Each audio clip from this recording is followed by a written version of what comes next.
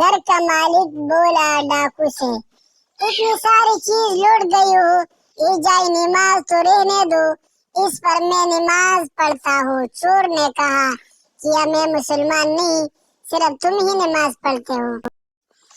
اردو کے استاد نے بولا کوئی اچھا سا شعر سناؤ۔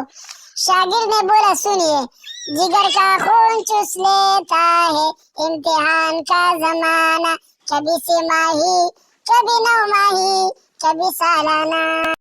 ایک شخص نے کتا پروش سے کہا اس کتے میں وفاداری کا مادہ بھی ہے یا نہیں؟ کتا فروش نے کہا بالکل جناب، 3 بار فروخت کر چکا ہوں اور یہ بھاگ کر پھر میرے پاس آ جاتا ہے۔